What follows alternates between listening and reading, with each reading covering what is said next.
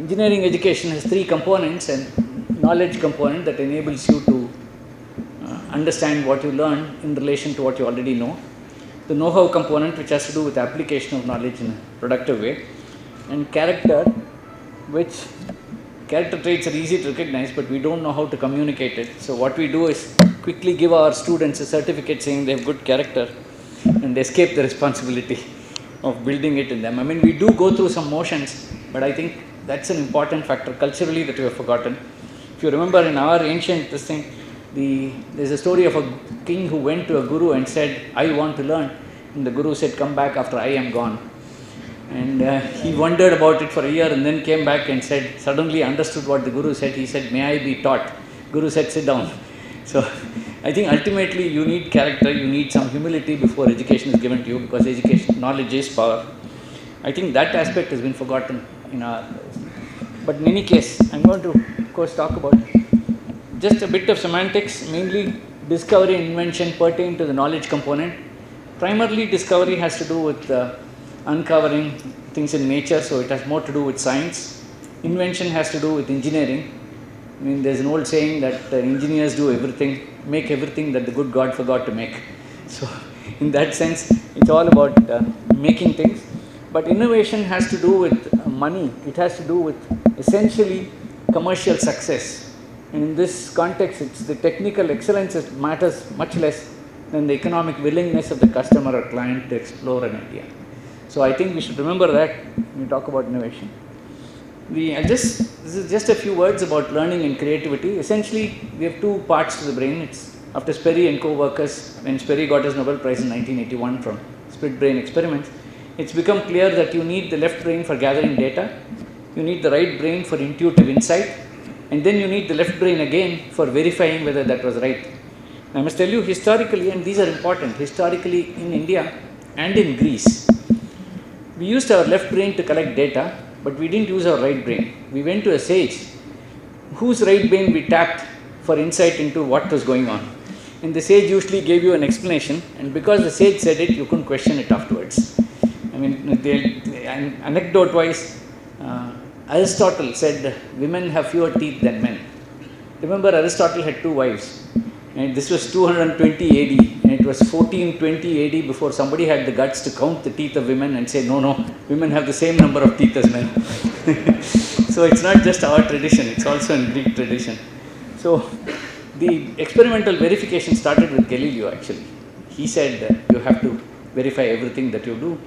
And I think I want to mention this because when talking about creativity, I think I'll come back to it. Basically, it's synergy between the left and right brains that leads to creative process, and you need freedom from logic and structure for the basis of idea generation by the right brain. I think that's important. I mention this because all universities, not just here, even in the West, tend to be very structured in their education systems. And the more structure you put in, less you liberate the right brain. Okay, managing creativity, there are two ways of managing it. The magic garden for discovery and invention, and the idea factory for innovation. And basically the first is to hire excellent brains, which you do in the universities particularly, and create conditions and then pray. If you are the director, you pray, because some of them will retire without doing a thing. But they are such geniuses that you can't afford not to have them in the university. So you get them in and then keep quiet. The second is what I'm going to really talk about, because for innovation you need this. You bring unlike prepared minds together and create opportunities for interaction. I think that is the theme on which I'm going to talk about innovation. I think the universities can do this best. And when I say unlike minds, there are different kinds of unlike minds. I want to talk about how to bring different kinds together. I think there are three categories particularly. First is bringing basically it's internationalization of our campuses. We've not done it all along. I struggled for 9 years, and finally the Council of IIT has said that I can have 10% of faculty from abroad, from other cultures, and 25% of PhD students from other cultures. I think this is very important. The US did this by accident because it's a country of immigrants, and their graduate schools are among the best. They have people from different cultures. While science is universal, the scientist has a cultural background. And so you need a mix in order to overcome at least some of the prejudices that come from the cultural background. we also need people with right brain and left brain. I'm afraid we have stocked our universities all over the world with people with very good left brain capabilities, logical capabilities. Intuition is very hard to judge, and if you hire an intuitive genius under an RTI Act, you will be asked if he is your relative. Now, particularly, you can't even prove that you hired him with all good intentions. The second type of this thing is bringing different disciplines together in a university campus. We tend to get compartmentalized. Although there are exceptions, people go across and talk from one department to another. Very often we are very compartmentalized. I think we need to change this. And third is different attitudes as in university research parts. I just elaborate a bit on all these. I think the first one I told you, scientists have prejudices, and so it's good to have people from different cultures so that some of these are overcome. You need a mix. As I told you, it took me 8 years of struggle in the council before I could actually get a yes. Mr. Kapil Sibal was the first meeting he chaired, he immediately said yes. But of course, he said yes knowing that it's not going to be trivial to do it, but it's going to take some effort. But I think we need this mix. We all have experience in US graduate schools where you find one subject seems very easy to you, whereas another subject seems very easy for the Brazilian, and a third subject is very good, very easy for the Polish guys, and so on. And this mix makes a big difference. Second is need right and left brains. I actually don't know how to hire right brains unless I'm liberated from questioning. I mean, they must say, this fellow has been made director, 20% of errors he is allowed. So at least 20% of the faculty he hires on good faith without being questioned about how he hired them or why he hired them. I think we need people, for example, Ramanujan would never have made it into IIT. I mean, he wouldn't have made it into any education institution. This was 30 years ago. Both Haldane, 40 years ago, both President Radhakrishnan and Haldane, they both made this remark. They said, our educational institutions have become so rigid that you can never hire a Ramanujan. So we need effective implementation mechanisms for the internationalization. This is one part. We are beginning to do it. Hopefully we will do it soon. Second is interdisciplinarity. Actually, this is an approach, and it's not a good, it's inherent to all scientific work. But it's really created by societal need and economic opportunity. It's not generated in the university. In fact, if you look at the history of it, you will find that it was first done in the industry. In 1930s, Bell Labs hired a large number of people in mathematics, sociology, in physics, in electrical engineering, chemical engineering, and so on. And then they hired an IPR specialist. And then they had an excellent canteen where everybody gravitated. We pride ourselves on thinking with our heads, but most of us think through our stomachs. You need a good eatery before you can have good discussions. And this is what Bell Labs did. In fact, Bell Labs was very productive in the area of solid state physics before they called that division solid state physics division. Once you had a label, they said when you came in, you were asked for a visa, you said, do you have a solid state physics background? And then that division has not been as successful as it was in those years. I think it has to do with the fact that you have to mix disciplines in order to get innovative ideas. This is a nice expression that was used in military labs in those days in US, putting mix of academic disciplines to action. I think basically you need freedom at work, but you need forced formal exchange. And IPR specialists help because they're looking at opportunities in the marketplace. And again, long-term issues, the other point about interdisciplinarity is, I'll show you a slide that as I understand, I've also got this slide part from the president of the University of Twente. We were discussing it, and he gave me a really good slide to explain this. Maybe I should go there directly. First of all, let me say that increasingly funding agencies are not willing to fund research for pure basic. They're not willing to fund pure basic research very much, nor are they willing to fund pure applied research of the decent type. Use-inspired basic research or research in the pasture quadrant is what is encouraged by all funding agencies. But that's not enough. What you need here, this tells you that while you get use-inspired basic research, it needs to be used in society, and you need to embed it in the context. And to do that, you need social scientists to be involved in the research from the beginning. I think that's very important. In institutes of technology like ours, for example, we have neglected the humanities and social sciences disciplines.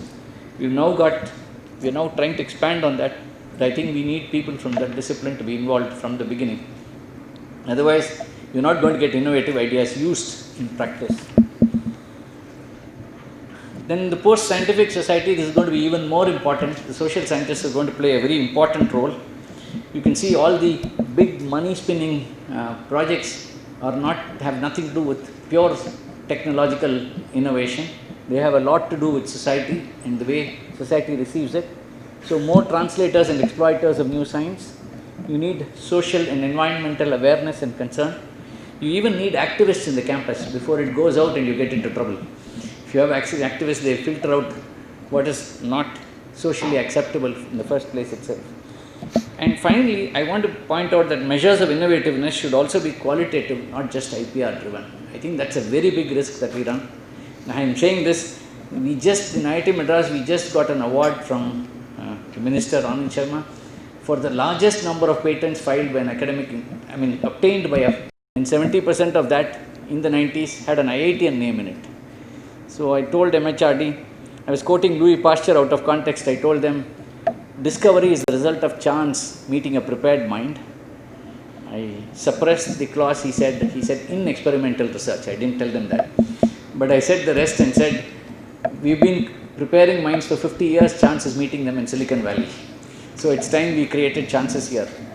This happens there in the US, in research parks, in particular in the US. Even UK has 65 research parks.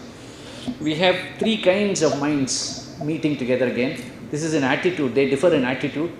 The faculty who have advanced theoretical knowledge, the minute you become an expert, in fact, Charles called me Professor Thermodynamics, that automatically constrains me about talking about thermodynamics because I have to think 3 times before I say anything. Otherwise somebody will say, he's supposed to be an expert and he made this stupid statement. So I get constrained automatically. The student is the only person who is liberated. And even a student is liberated till he gets his first degree. After that he's scared a bit. So before they get their first degree, you must let them loose with innovative ideas. They may come up with 100 ideas, one of them will work. That's all you need. And you need students and you need industrial R&D people who are aware of what the value of products in a marketplace is, what the value of ideas in a marketplace is. I think you need this combination. And we don't have university research parks. In fact, Dr. Chidambaram, who is currently the principal scientific advisor to the Government of India, in 2002 I had proposed the research park. He said, you go represent India on research, on university research parks. Went to Washington, a big meeting, and I was hesitant. I said, what do I talk about? He said, talk about what is going to be. And I go there, and the Chinese lady spoke before me. The order was China, India, and so on. This Chinese lady said, we have a very modest plan. We are planning only 100 university-based research parks, only $1.2 billion per research park, only 100 acres per research park. So I put up my hand and said, can I go last? And Charles Westner said, no. So I go up and said, one proposed university-based research park, 12 acres of land, 100 companies there. I mean, it's absolutely no comparison at all. I'm not saying we have to go the Chinese way, but I think we need to invest in these opportunities because we really don't know how to go about this. The way you do things is to say yes to most things. All the bad ideas will fall on the wayside, they'll die a natural death, and the good ideas will blossom. For 50 years, I think in India we've been saying no to everything right at the beginning. I'm saying let the marketplace kill a bad idea. You don't have to kill it before it starts. And that's really what is necessary, in my opinion. So this is the IIT. I have to do a little bit of salesmanship. It's been taken 9 years to build this. State government gave us 11.5 acres. I must also tell you, I think this is culturally important. When I have 630 acres of wooded land in IIT Madras, many of you know the campus. So when I went to the chief secretary, he said, you have 630 acres, why are you asking me for 10? I told him I have 630 acres of pure academic land. We only worship Saraswati there. Across the road, you give me land, I'll worship Lakshmi also. So, and he did, took exactly 2 minutes. He said, I'm giving it to you today, but it'll take you 4 years to get it in hand. It did take 4 years. Because so many processes by which you acquire land. Finally, we got the land. We got the central government gave us 100 crores of loan. Actually, I wanted 200, but they've given us 100 crores of loan. We've started, what we have is R&D companies as well as incubatees. In US, there are 2 things that are good about the US. Failures are actually a plus point on your CV. If you send a CV in, you can say, I failed in the following projects, and it's a plus point. Here you hide all failures. I think we need to get over that. We need to show that we have tried and failed. And we don't get venture capital funding very well here. So we've got a section for incubation. We've got our alumni also on the board. We've got industrialists, local industrialists. We have venture capital firms who will help the incubating. Sir, finished now. So we have a credit system on the park because we want to make sure the industry interacts with us. Spoke to the CEOs. So they have to interact with IIT. They get credits for various forms of interaction. Unless they make so many credits per term, they can't stay in the park. In fact, one of our alumni said, Saint Gobank, Santanam said, sir, I never failed in IIT when I was there. Now you are trying to fail me in the research park, so I won't come. But I told him he can't chicken out. So just show you the research park. It's been built after 9 years. Finally, we've got 37 companies and 10 incubators there. So my theme is simply that for innovativeness, you need a mix of, these are just references, you need a mix, you need a meeting of unlike minds. So you have to hire minds which are unlike as far as faculty are concerned, a mix of right brain, left brain. You need faculty from abroad, you need people from different cultures. For as far as interdisciplinarity is concerned, we have to break down the disciplinary barriers. And the last, you have to get research parks going where people from different walks of life meet. So that's all I have to say. Thank you very much. It will become, and just not to be too political about it, but let me say as a representative of Europe, I'm glad that India is moving very, very fast ahead to compensate another giant neighbor a little bit to the east. And I think that's very healthy for the world, that India will move very rapidly ahead so that there's not just one big giant in the east. I was told to come here and prepare for 60 minutes, and I have cut that down to 30 minutes yesterday, and now I was told 20 minutes, now it's 10 minutes. So we'll see where we end up. But Please do like 20 minutes. All right. And there is a provocative title here, and I twisted it, as you can see, immediately. But let me just try to be following the notion of, is there any kind of failure in this system? And I think, first of all, that, like everybody here, that university has been tremendously successful as an institution. It's been, you can say, the religious institutions that are older, but universities are among the oldest institutions in the world. And that says something about the survival rate and the ability to create value for society over decades, if not millennia. And that is, of course, a feat we need to be celebrating. But having said that, if I really look carefully and then think, where have, in a sense, the universities failed us to develop innovative mind, as was the original title, I've been thinking it through very quickly now and tried to do the negative twist. And I think just three things. I don't think, and I'm speaking obviously from a Western perspective, European perspective primarily, I don't think universities lately have been adaptive enough to what's going on. I'm a true believer that all organization needs to be as sort of complex as its environment in the classical system theoretical perspective. And I just don't think universities are. I think we've been too slow to adapt, and that is a problem. Secondly, I don't think we have, if I say we now in a broad sort of collective sense, in the West, of course this is nothing to do with India, I don't think we have contributed enough to the grand challenges of societies. I think universities are, of course, reservoirs of tremendous skills, knowledge and capabilities and intelligence that have not yet been put to use as much as it could be. And the third challenge, I think, or you can say maybe perhaps failure, is that we have, as Professor Anna emphasized very much here, we have not been cultivating, in a sense, the imaginative part of human being enough, I think. We've been too, to put it in your terms, left brain oriented over quite some time. And I think this goes also in the social sciences, not just in the sort of natural sciences. So I think that is, it is about, as you said, liberating the minds of people. I just don't think we've been good enough there. So that was the negative twist. So let's twist it a little bit more forward-oriented and say, what can we do? And I think there's three things I want to just briefly mention here. And I'll go over a couple of slides and not use all of them. But just here I am, just so you know who I am. I'm just a friendly guy from the north of Europe. I have on the left-hand side a number of institutional experiences as a professor, as a scholar, as an educator, author, whatever you like. I'm a professor of strategy, in particular strategy processes. I have worked as a scholar, dean, and recently university president. The Copenhagen Business School is actually a business university of some 18,000 students. I have been part of creating some stuff on the right-hand side there, some playful stuff, some more consultative stuff, but that's kind of me. And I'm sort of on kind of a sabbatical right now, just enjoying myself and doing whatever I like, which is great after working tremendously hard over the last couple of years.